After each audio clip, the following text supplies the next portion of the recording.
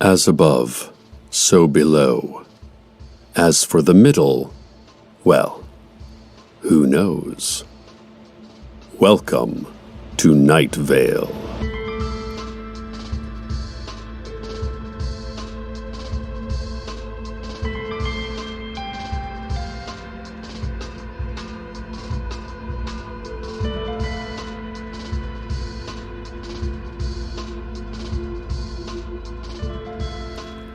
We start today, as we often do, with the latest UFO sighting reports in the community.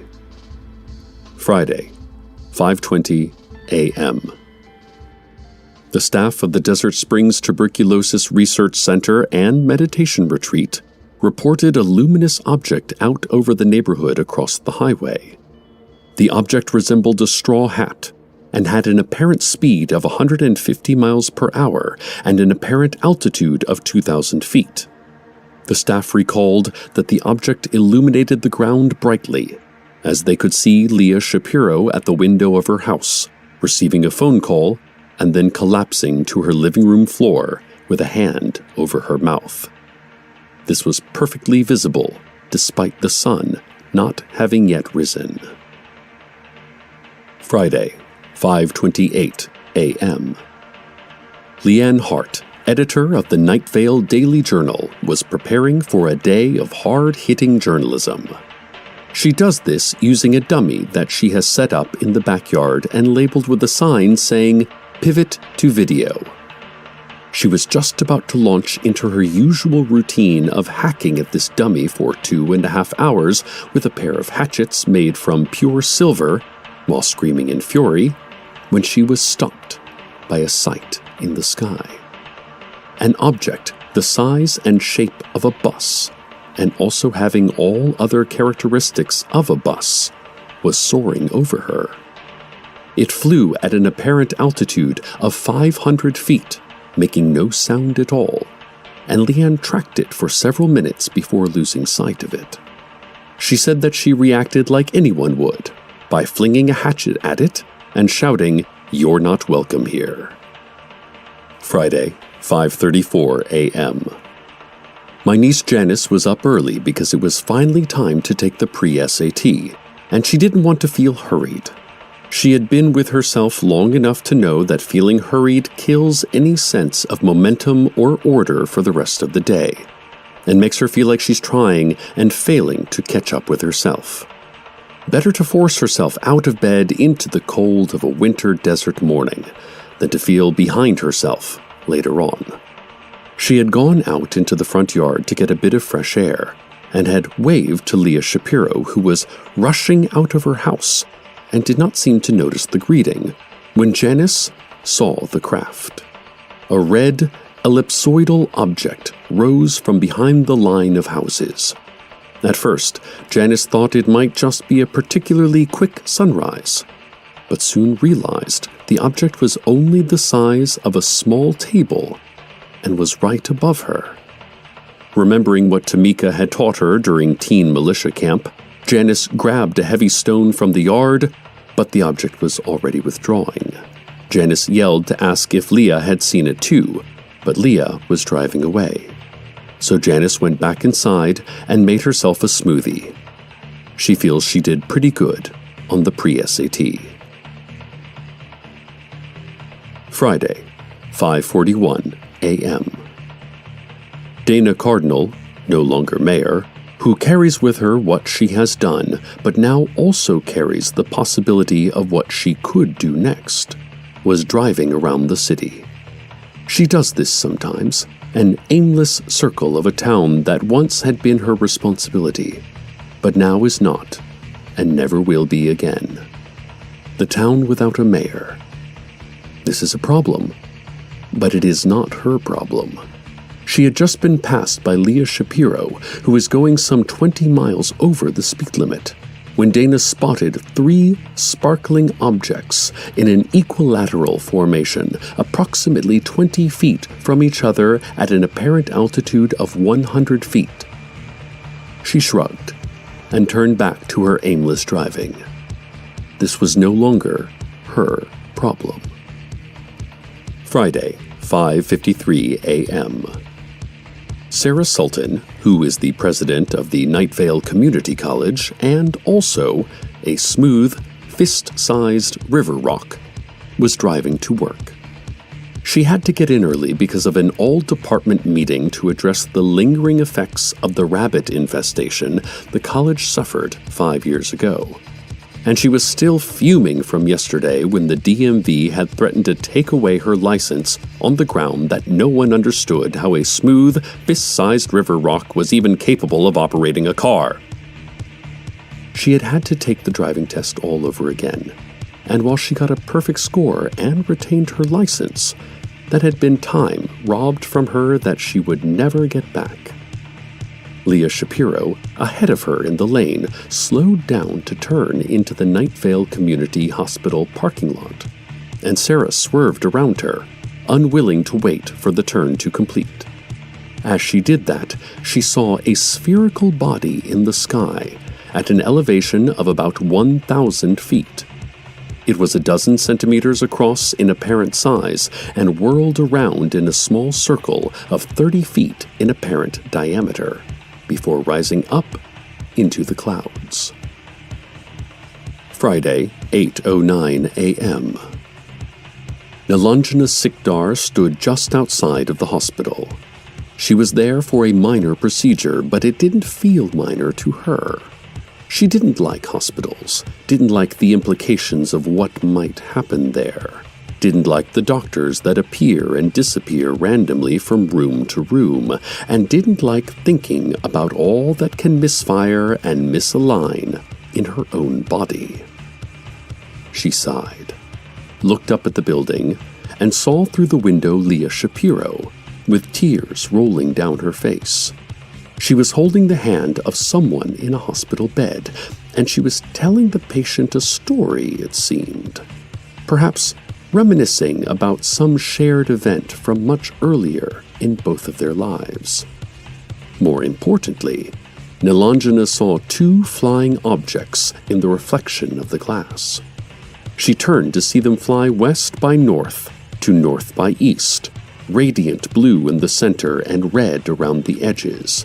Then, knowing that not even UFOs could save her from necessary medical treatment, she turned to the building and trudged inside. Friday, 11:15 a.m. High school senior Josh Creighton was in the Ralph's parking lot showing off to his friends by turning himself into any tree they named. Oak, they shouted, and he was an oak. Spruce, another shouted. Too easy, he told them. Reginald, one said, and Josh took the form of Reginald from the nearby whispering forest. When he was in that tree form, he could see all the way over the roof of the Ralphs, and he saw a luminous flying object that's upper half was covered in a curling mist or smoke. It was 40 degrees in elevation above the horizon and approximately the brightness of a new moon on a cloudless night. "Whoa," said Josh. "Man," said one of his friends. "It's so weird to see a tree talk like that." Friday, 12:02 p.m. Lorelei Alvarez had been called into work. It was never good news when she was called into work. No one ever rang her phone and said, "Hello, is this Lorelei Alvarez, Night Vale coroner? We're super happy to need your help." No. It is always the same hushed tones and hushed pain, tight and businesslike. She was thinking all of this as she had her coffee and steeled herself for what she would have to go do, when she saw an object in the midday sky. It left a multicolored trail as it moved, going to the west slowly and finally disappearing. "That doesn't help me at all," she said, and poured the rest of her coffee down the sink. Friday, 12:10 p.m. Tamika Flynn was on her way to the hospital to check in on 14-year-old Gerald Sanders, who had been injured at teen militia camp while practicing evasive maneuvers, which is what they call dodgeball. He had badly twisted his ankle, and even though Tamika knew it wasn't her fault, she felt guilt all the same. And then felt guilt over her guilt, as she knew she should not feel guilt over things that were not her fault. As she entered the hospital, she looked across the lot, past where Leah Shapiro was standing, tears covering her face. Leah was standing at the parking payment machine, her lips moving soundlessly, her eyes staring blankly at the screen in front of her, and her hands frozen at her side. More importantly, behind Leah, a silver star shining conspicuously in the day-lit sky, moving from east to west, passing in and out of clouds, and changing altitude constantly. Friday, 1:20 p.m. Deb, the sentient patch of haze, was on her way out of a meeting with her representation. She was unhappy with the advertising jobs they had been securing for her, finding that nothing they were sending her out on caused enough harm to humanity. "Get me out there selling the really toxic and dangerous stuff. Something with side effects or at least some carcinogens," she told them as she pounded the table with her fists and stormed out, an action that was difficult due to her ethereal and fistless nature. As she left, she saw a cylindrical UFO, a greenish bronze with a 3-to-1 ratio of length to thickness. "Oh, buzz off, Buster," she told it. Friday, 2:27 p.m. Amber Akinyi was taking a break from her job at the Diego and Diego and Diego and Diego and Diego funeral home, the one that was opened recently on Roberos Road by those very nice quintuplets. Amber was exhausted after talking Leah Shapiro through all the options. The funeral would happen in just 2 days, and there was so much to do and to decide. Amber thought that Leah was holding on pretty well, but still, it was a lot for both of them. Maybe Amber was too empathetic to work a job like this. She hated to think of empathy as weakness, but she only had so much energy to give. As she was thinking this, she saw a golden-colored oblong at a high altitude in the sky above, moving at a steady speed in a 5-degree upward climb. "I just got this job," Amber thought. "I should give him more time. I'll give it more time." Friday, 5:15 p.m. Lieutenant Regis of Unit 7 of the local National Guard station and KFC combo store was standing guard as usual and witnessed an egg-shaped ring of light to the southwest, at an apparent altitude of 200 feet. He waved. "Enjoy the weekend," he shouted. "See you on Monday." Friday, 8:09 p.m. Janice Rio from down the street was having dinner at the Moonlight All-Night Diner. She had ordered a Greek salad with chicken on it and was feeling comfortably superior to Leah Shapiro in the next booth over, who was on her second plate of fries. As she sat with this great sense of self, Janice glanced outside and saw a yellow ball of light with a diameter of more than 20 inches hanging in the sky. It hung silently for 2 minutes and then disappeared. "Good riddance," Janice muttered, and returned to her salad. We pause briefly from our UFO sighting reports to take in something far stranger. The weather report.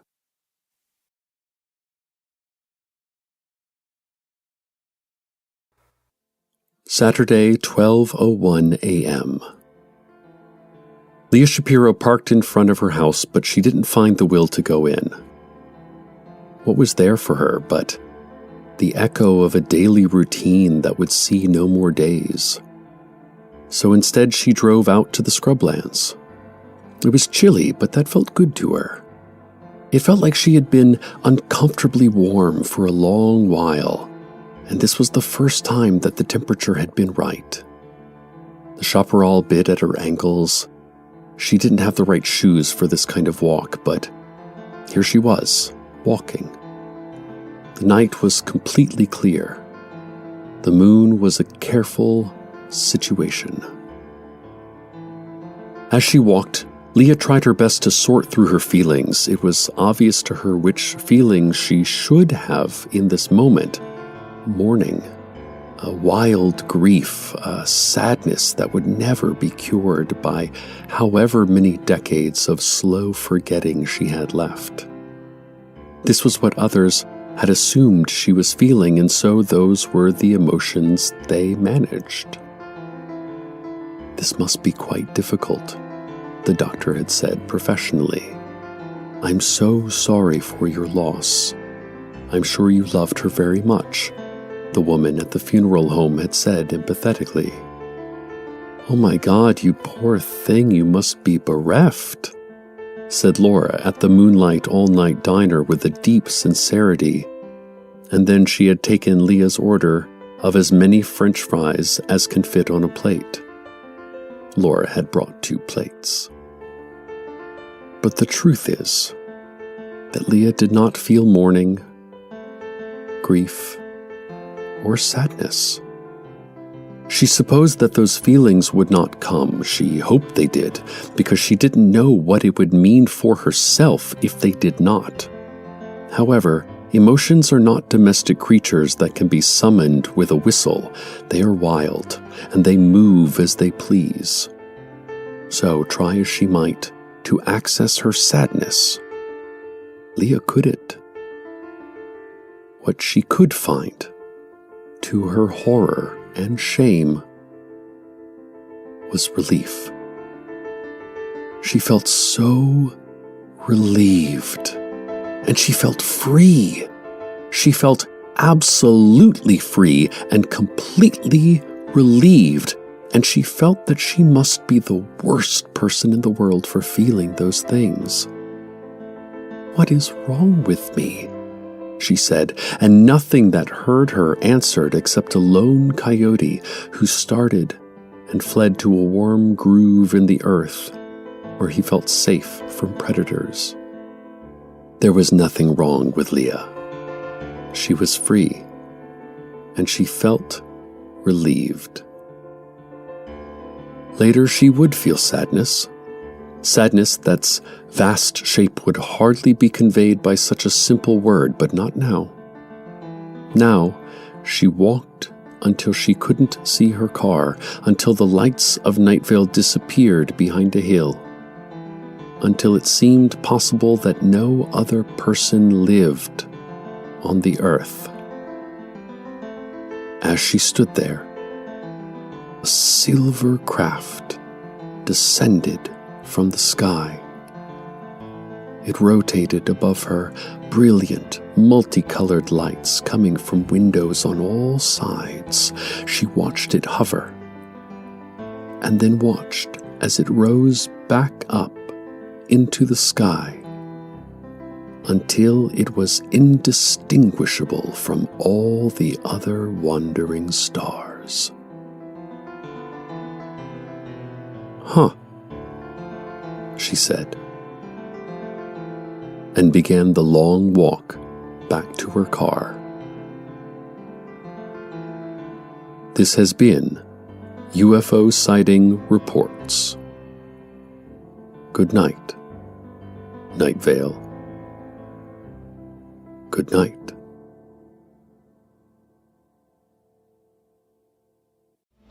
Welcome to Night Vale is a production of Night Vale Presents. It is written by Joseph Fink and Jeffrey Craner and produced by Disparition. The voice of Night Vale is Cecil Baldwin. Original music by Disparition. All of it can be found at disparition.info or at disparition.bandcamp.com. This episode's weather was Color TV by Answering Machine. Find out more at answeringmachine.bandcamp.com. Comments, questions, email us at info@welcometonightvale.com or follow us on Twitter at Night Vale Radio. Or see how many different smells you can detect right now. Check Check out WelcomeToNightVale.com for more information on this show and the selection of Welcome to Night Vale and Alice Isn't Dead books, perfect for the readers in your life. Today's proverb. In Europe, instead of cell phone, they say mobile. Instead of arugula, they say rocket. Instead of letting you die because of lack of health insurance, they take care of you when you're sick. It's a weird place.